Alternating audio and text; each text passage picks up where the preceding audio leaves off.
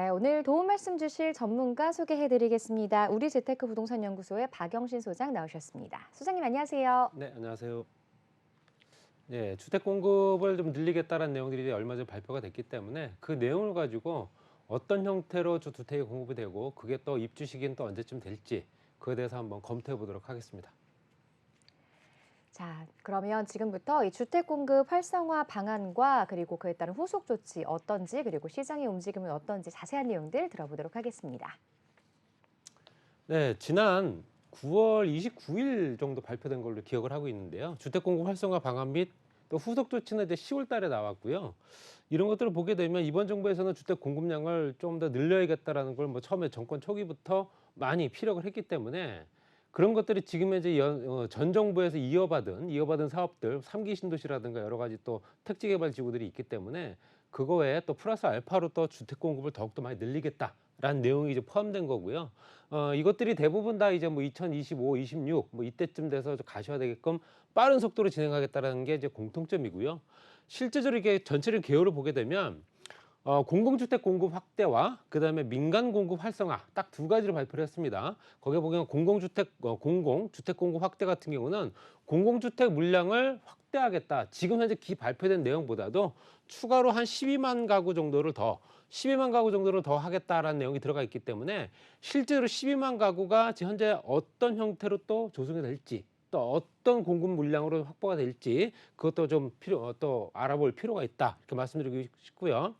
민간 공급 활성화 같은 경우는 사실 공공주택 같은 경우 공공택지를 개발해서 공공주택을 공급하는 거는 뭐 어떤 정부든 간에 계속 한계점이 있었기 때문에 민간 공급, 민간 건설업체들의 이제 공급량을 좀 확대하면서 활성화시키는 게 가장 좋은 방법이거든요. 근데 그동안에는 민간 공급 활성화를 조금 더 억제했던 부분들이 좀 있었습니다. 그래서 공공택지 전매 제한 완화라든가 이런 것도 이제 들어가 있고요. 이제 조기 인허가 인센티브, 인허가 한번 받는데 뭐 1년이고 2년이 걸릴 수 있는 상황이 되니까 물론 택지의 면적에 따라 다르겠지만 보통 이제 다세대 주택 하나 받는데도 8개월, 9개월씩 걸리는 경우도 있습니다. 그렇기 때문에 당연히 이런 것들을 조금 더 빠르게 진행시키게 되면 착공입 물량이 더 빨라지고 입주 물량도 그만큼 더욱더 늘어날 수 있기 때문에 또 분양과 임대 전환 공급을 촉진하겠다 이런 얘기는 분양이 현재 제대로 이루어지지 않는 물건들 같은 경우 임대 전환을 할 수 있게끔 바로 또 후속 조치를 만들어 주겠다는 얘기고요. 공사비 또 증액 기준 마련. 공사비가 현재 이제 자재비라든가 인건비들이 워낙 높아지다 보니까 현재 실제로 계속 높아지고 있는 건 사실이거든요.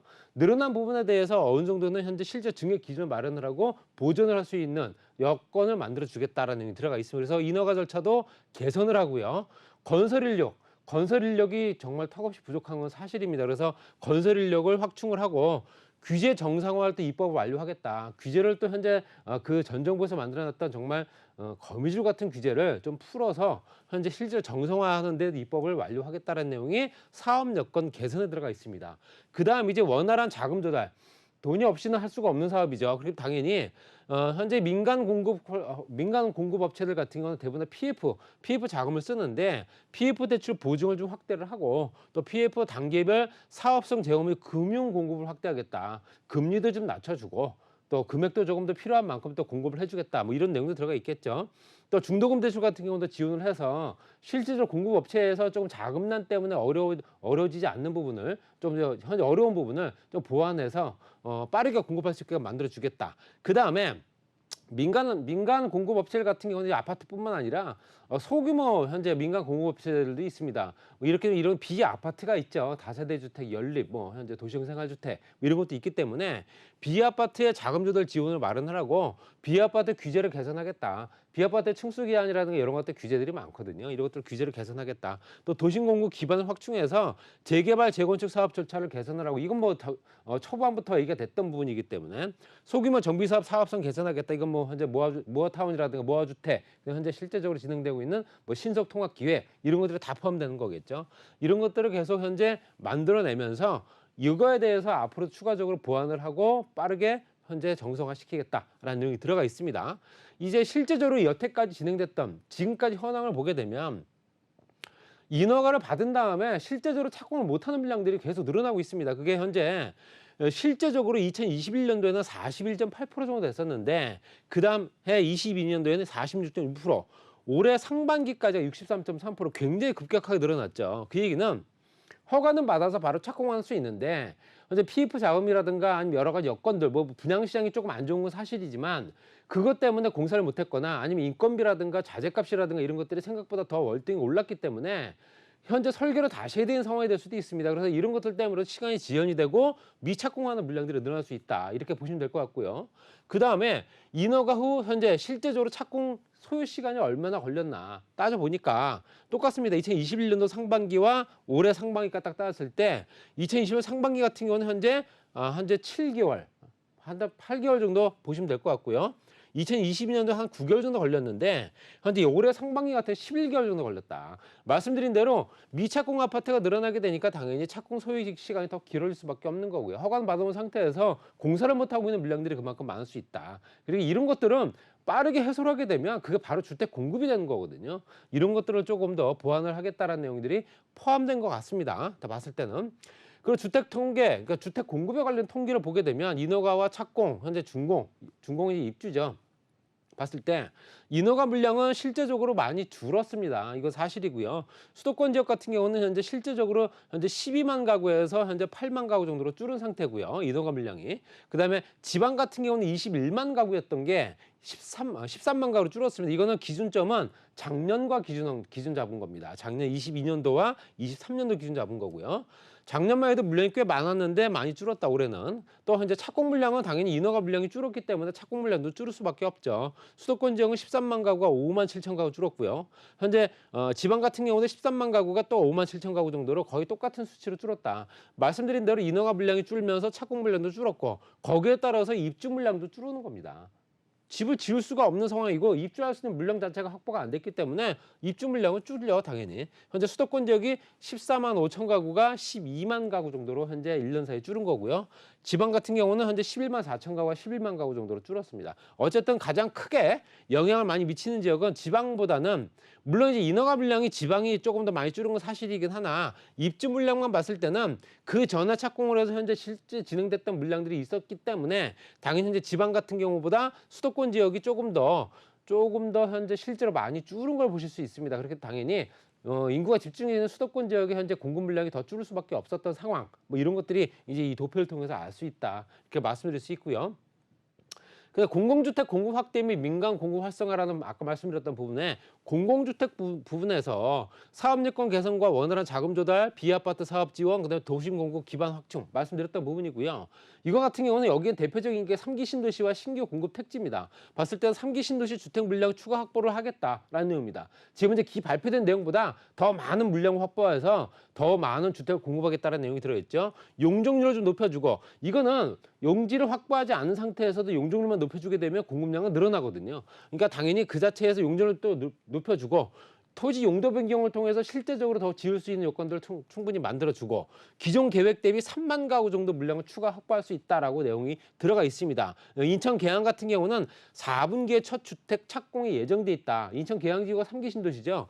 다음에 보시게 되면 4분기 첫 주택 착공이 예정되어 있다라는 내용이 들어가 있고요. 신규 공공택지 확보 같은 경우도 말씀드린 대로 신규 택지 15만 호 계획 원래는 15만 가구 계획을 잡았던 거를 플러스 2만 가구 해서 17만 가구로 잡았습니다. 그래서 현재 실제적으로 남은 택지 발표 시기도 올해 11월로 앞당긴다. 11월 달로 이제 앞당기다라는 내용이 들어가 있고요. 그러니까 지금 현재 택지가 공급이 어디 된다라는 건 이미 다 알고 있지만 추가로 공급이 된 지역을 또 확보하는 부분을 이제 발표할 내용을 이번 달에 하겠다. 그 내용입니다. 그리고 사전 청약, 3기 신도시는 사전 청약이 진행되고 있죠. 그래서 9월 달에 3,200가구 정도 사전 청약이 공개됐고요. 현재 12월 달에 5,000가구 정도 또 준비돼 있습니다. 내년에도 한 10,000가구 정도 준비를 시키겠다라는 내용이 들어가 있습니다. 그래서 물론 사전 청약 당시에 실제로 이건 본 청약이 아니기 때문에 현재 본 청약이 들어가게 되면 현재 실제적으로 가격 차이가 좀 있을 수 있고 여러 가지 변동 상황이 있을 수 있으나 사전 청약으로 받아놓은 사람 같은 경우는 아무래도 내가 후에는 이 지역에 집을 사서 거주할 수 있겠구나라는 기대감이 생기기 때문에 아무래도 희망이 좀 생길 수 있는 조건이 됩니다. 내 집 마련할 수 있는 여건들이 충분히 만들어지는 거죠. 그것 때문에라도 아무래도 국민들의 좀 더 부동산에 관련된 좀 불안정을 좀 해소할 수 있는 여건들이 되지 않겠나 말씀드릴 수 있고요. 민간 공급 두 번째 민간 공급 주택 같은 경우 활성화시킨다 내용 들어가 있었죠. 공공지원 민간 임대를 확대하겠다는 내용도 들어가 있습니다. 이거는 기존에 분양했던, 그러니까 실제 분양 시장이 안 좋다 보니 분양이 잘 이루어지지 않을 때는 임대로 전환을 바로 시키겠다는 겁니다. 임대 전환을 바로 신속하게 전환할 수 있도록 공공지원 민간 임대주택입니다. 이거 공공에서 지원을 하고 민간 임대주택이 되는 거기 때문에 당연히 실제적으로 현재 뭐 물론 단점은 임대료가 좀 낮을 수 있다라는 내용도 들어가 있습니다. 임대료가 좀 낮을 수 있죠. 왜냐하면 공공 지원이기 때문에 아무래도 공공성에 맞춘 임대료, 청년 임대주택이라든가 역세권 청년 주택이라든가 이런 것들이 실제 임대료 굉장히 저렴하거든요. 그런 조건으로 민간 임대 공모를 2배로 확충한다라는 내용이 10,000가구에서 20,000가구 정도 되지만 솔직히 공공 지원이 민간 임대로 확대되기는 실질적으로 쉽지가 않습니다. 이게 말씀드린 대로 사업주 입장에서는 현재 실제적으로 이걸 분양이 안 되면 그냥 일반 시장에 내놔도 실제로 임대가 나가는 지역 같은 경우는 굳이 민간 임대로 공공지원 민간 임대로 현재 실제로 돌아설 이유가 없거든요. 그렇지만 이거는 지역적 여건이 안 좋은 지역에 해당될 수 있습니다. 그렇기 때문에 당연히 수도권 지역에서 조금 인기 지역이라든가 좀 인구가 밀집되는 지역 같은 경우는 그냥 일반 임대를 놔도 나갈 수 있는 조건이 되기 때문에 당연히 이거는 지역적인 차이가 좀 있다라고 꼭 참고하셔야 되고요. 청약제도를 개선을 한다. 이거는 청약시에 무주택으로 간주하는 소형주택 기준 25평 미만, 그러니까 25평방미터, 그러니까 우리가 알고 있는 25평형 주택 미만이죠. 그러니까 실제적으로 소형주택 기준이 최대 1.6억, 그러니까 실제적으로 현재 1.6억 기준을 현재 상향을 시켜서 현재 청약시 무주택으로 간주하는 주택의 현재 가격을 조금 더 높여서 실제적으로 현재 그 공사비라든가 인건비라든가 자재값에 현재 상응하는 그런 조건을 맞춰주겠다는 얘기고요. 적용 범위도 넓혀서 민영이라든가 공공주택 일반 특별공급을 가리지 않고 적용이 된다. 이거 이렇게 들어가 있기 때문에 이런 부분에 대해서는 앞으로 또 어떻게 진행이 될 건가 또 진행되는 상황을 좀 지켜볼 필요 있고요. 사전 청약은 계획대로 진행하겠다. 또 재개발 재건축 사업 절차를 개선해서 소규모 정비 사업들이라든가 이런 것들 같이 또 이루어질 수 있도록 만들어준다라는 내용이 민간 공급 활성화 대책에 포함되어 있는 겁니다. 그러니까 제가 좀 전에 말씀드렸던 걸 좀 풀어서 설명을 드린 거고요. 그러니까 지금 현재 이런 상황이 과연 그러면 공급 활성화 방안이 어떻게 진행되고 있는가? 이거 PF 대출 정상화. 그러니까 PF 대출 같은 경우도 실제적으로 이제 민간 건설업체들이 당연히 필요로 한 자금들입니다. 그 자금이 없이는 공사비를 충당할 수가 없거든요. 그렇기 때문에 현재 보증 한도를 확대해서 보증 여건을 강화하겠다. 그러니까 공급을 활성화하는 방안 중에 말씀드린 대로 PF 대출 정상화 추진이 들어가 있지만 이걸 어떻게 하느냐? 한도로 사업비의 50%를 70%대까지 현재 보증 한도를 70%대까지 높이게 되면 보증 금액이 높아지면서 현재 대출받을 수 있는 금액이 더 많아지겠죠. 사업비가 더 충당이 된다는 얘기겠죠. 현재 시공 순위를 폐지를 하고 선투입 요건을 강화하겠다라는 내용이 들어가 있습니다. 그래서 실제적으로 또 원스톱 대출 상담 창구까지 개설을 했고요. 뭐 현재 찾아가는 상담 서비스까지 거기에 또 민간 합동 PF 조정위원회 이건 10년 만에 다시 재가동이 되는 겁니다. 지난 정부에서는 없어졌던 거거든요. 그러니까 민간 합동 PF 조정위원회를 만들어서 실제적으로 현재 그 어떤 어려움이 있는지 민간 건설업체들이 어떤 어려움이 있는지를 먼저 들어보고 거기에 맞는 해결점을 찾아주겠다라는 내용이 들어가 있습니다.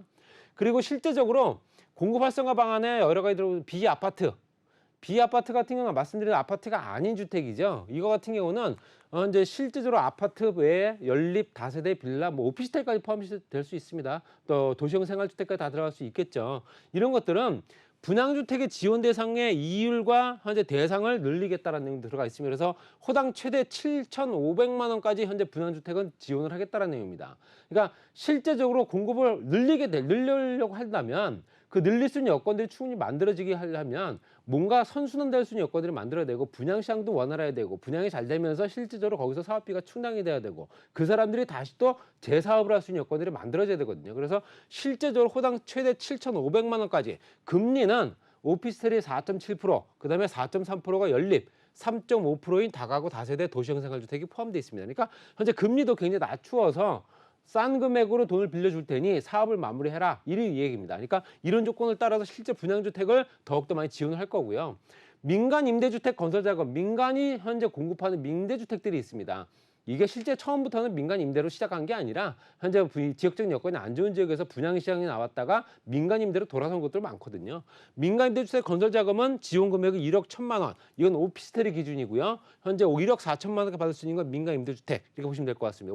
오피스텔은 1억 1천만 원, 그 외의 주택은 1억 4천만 원. 금리가 굉장히 낮습니다. 2에서 3%. 공공지원 민간임대주택이기 때문에 그렇습니다. 그래서 공공이 지원하는 민간임대주택 말씀드린 대로 이건 현재 공공이 참여를 하는 민간임대주택이다 보니 임대료가 상대적으로 낮을 수밖에 없죠. 그리고 당연히 이런 것들이 민간임대주택을 현재 건설하기 위해서 현재 그 지역을 여건을 찾는 민간 건설업자들은 여러 가지 여건상 그럴 수밖에 없는 선택을 할 수 있는 조건이 될 수도 있다라는 얘기겠죠. 장기 일반 주택 같은 경우는 10년짜리죠. 2년에서 2.8%. 이렇게 2에서 2.8%까지 금리를 조정을 하겠다. 또 고금리 토지담보대출을 대환하겠다는 얘기죠. 토지담보대출이 굉장히 금리가 높습니다. 그렇다 보니까 실제로 토지담보대출의 금액에 매달 들어가는 상환금액이라는 이자 금액이 굉장히 크거든요. 자금으로 대환을 하겠다. 이건 10월 17일부터 시작합니다. 그리고 건축허가 또는 주택건설사업 승인 받은 사업자가 임대사업으로 전환하는 경우에 한한다. 그러니까 건축허가나 주택건설사업을 받은 사람이 임대사업으로 전환한다. 그러니까 결론적으로는 이걸 분양을 안 하고 전체 물건을 내가 실제적으로 임대를 놓겠다라고 하는 사람들한테만 현재 토지담보대출을 대환 서비스를 하겠다는 내용입니다. 그러니까 분양시장을 현재 노리고 있는 사람들한테는 안 맞는 얘기겠죠. 그러니까 결론적으로는 임대주택 수도 늘리고 거기에 공급량도 늘릴 수 있는 민간 사업자들 활성화시켜서 금리도 낮춰주고 PF 자금도 더욱더 늘어나게끔 해주고 여러 가지 여건이지만 현재 정부에서 현재 목표 잡고 있는 거는 임대주택, 공공성이 강조된 민간 임대주택을 현재 많이 지원하겠다는 내용들이 조금 더 포함되어 있는 겁니다. 그런데 분양시장을 현재 노린다기보다는 분양시장이 아닌 민간 임대주택으로 전환하는 쪽으로 현재 많이 생각하고 있다라고 보여지는 거고요. 그렇기 때문에 이런 것들은 지역적인 여건이 안 좋은 지역들, 특히 이제 수익성이 떨어지는 지역들 같은 경우는 굉장히 선택을 할 수밖에 없는 상황이 될 수도 있다. 이렇게 말씀드릴 수 있고요. 그다음에 실제적으로 현재 공공지원 민간 임대주택 지원을 확대하겠다는 내용들은 분양 사업을 사업을 하기 위한 어떤 사업 절차의 신속을 전환한다라는 내용이 들어가 있는데 말씀드린 대로 이건 융자 한도도 늘립니다. 그래서 주택도시기금 융자 확대를 해서 10월 18일부터요. 융자 한도를 기준 호당 7천만 원에서 1억 2천만 원까지를 현재 9천에서 1억 4천만 원까지 확대하겠다. 이거 공모 접수권까지입니다. 2024년도 6월 달까지 공모가 되는 부분에 대해서 분양 사업을 임대 사업으로 신속하게 전환한다면 여기에도 포함된 내용이 있죠. 말씀드린 대로 공공지원 민간 임대주택입니다. 그러니까 지금 현재 이 정책을 내놓은 걸 딱 보게 되면 공급량은 공공주택의 공급량을 늘리고 민간 사업자들 같은 경우는 민간 건설업체들이 현재 분양 시장도 노릴 수 있지만 민간 사업자들이 현재 분양보다는 임대 쪽으로 돌아설 수 있는 여건들을 충분히 더 많이 정책을 만들어 놓은 것 같다. 이렇게 말씀드릴 수 있고요. 공사비 증액 기준도 공사비가 늘어나면 늘어났지 줄지는 않거든요. 공사비가 증액 기준 현실화가 이제 13일부터 시작이 됐고요. 거기에 공사비 연 5% 초과분에 대해서 50%까지 현재 실제적으로 증액을 할 수 있게끔 만들어 줬는데 이거를 연 3% 초과분 그러니까 실제로 기자반 공사비보다 1년 따졌을 때 3% 이상 초과되는 부분에 대해서는 실제 100%까지 현재 지원을 하겠다는 내용이 들어가 있습니다.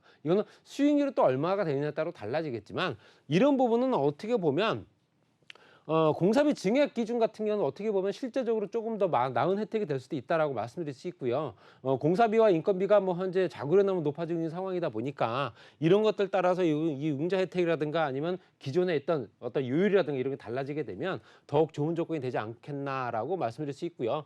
그다음에 이제 실제적으로 조기 인허가 인센티브, 조기 인허가 인센티브라는 얘기는 우리가 생각하는 인허가 절차 기간이 있습니다. 각 부처별로 해서 현재 승인을 받고 그 승인 받은 것들이 다시 제3의 부처로 가서 최종적으로 승인을 받게 되면 건축허가가 나는 건데 이게 현재 실제 인센티브 부여를 딱 하게 되면 공무원들한테 해당되는 얘기일 수도 있습니다. 이거는 공공택지 공급 체결 계약을 한 후에 보통 이제 실제적으로 어느 정도 시간이 걸리느냐 그 기간을 따졌을 때 이 기간을 2024년도 이 하반기부터 현재 하반기부터 실제적으로 조금 더 짧게 1.5년 동안 1년 5개월 정도 안에 빨리 해결을 하게 되면 인센티브를 주겠다는 얘기입니다. 그러니까 각 부처별로 해서 각 관공서에 있는 각 부처별로 해서 승인권자들이 보다 빠르게 주택건설 사업계획 승인을 떨어뜨려 주면 그 해당되는 실제적으로 어느 정도는 인센티브를 제공할 수 있는 여건들을 충분히 만들겠다는 얘기고요.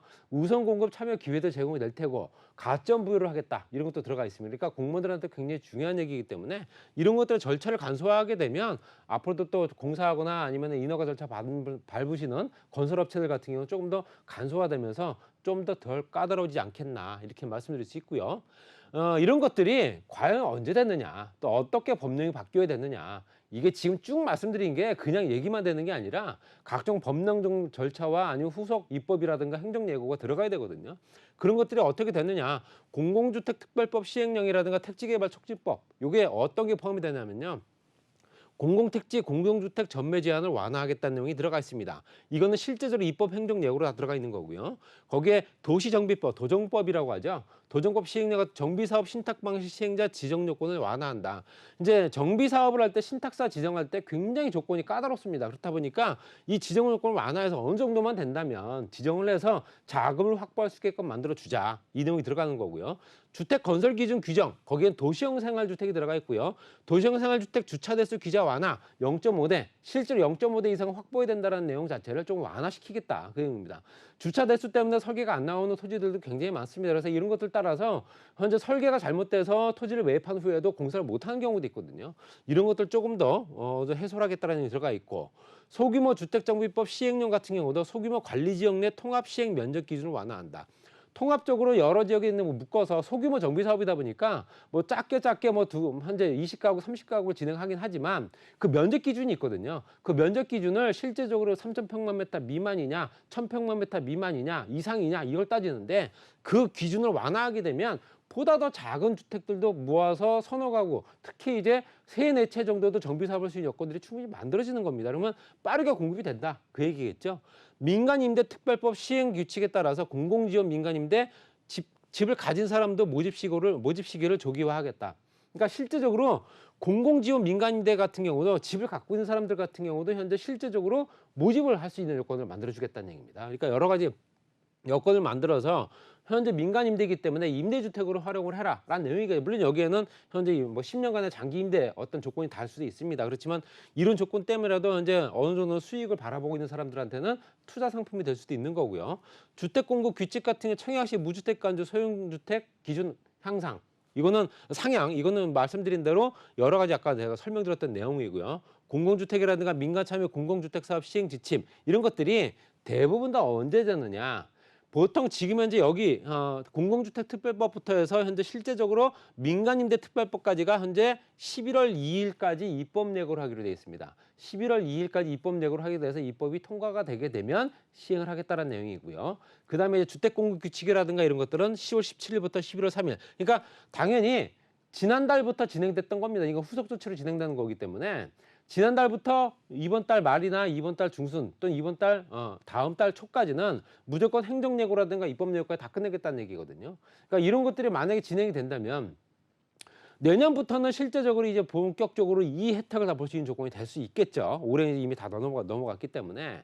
그렇다면 지금까지 준비해왔던 사람들이나 아니면 사업 시행을 위해서 현재 토지를 매입한 사람들이나 민간주택을 공급하기 위해서 작든 크든 간에 뭐 도시형 생활주택, 아파트, 현대 뭐 오피스텔 이런 것들 준비하고 있는 사람들한테는 좀 호재가 될 수 있습니다. 이것들은. 그렇지만 말씀드린 대로 입지가 안 좋은 지역들은 대부분 다 현재 공공이 강조된 민간임대주택으로 빠지고, 그다음에 현재 입지가 좋은 지역 같은 경우는 분양성을 높이기 위한 PF 대출을 더 지원을 해주고, 이런 형태로 나누어서 투트랙을 한다 이렇게 보여집니다. 그래서 이런 것들 때문에라도 민간주택이라든가 공공임대주택 이런 것들이 활성화가 되면서 3기 신도시뿐만 아니라 여러 가지 시너지 효과 복합적으로 작용을 하게 되면 주택 경기가 좀 살아나고, 물론 전체적인 경기가 안 좋기 때문에 비단 뭐 주택 경기만 안 좋다고 볼 수는 어렵죠. 지금 현재 상황이. 그러니까 경기 자체가 좀 더 회복이 되고 그러면서 현재 주택 경기도 좀 활성화될 수 있는 여건을 만들려면 이런 절차들이 빠르게 정리가 돼야 되고요. 이런 절차들이 정리가 되면서 뭐 이거는 현재 실제로 여당 야당을 따지기 이전에 우리나라 국민들을 위한 정책들이기 때문에 빨리 이건 처리가 돼서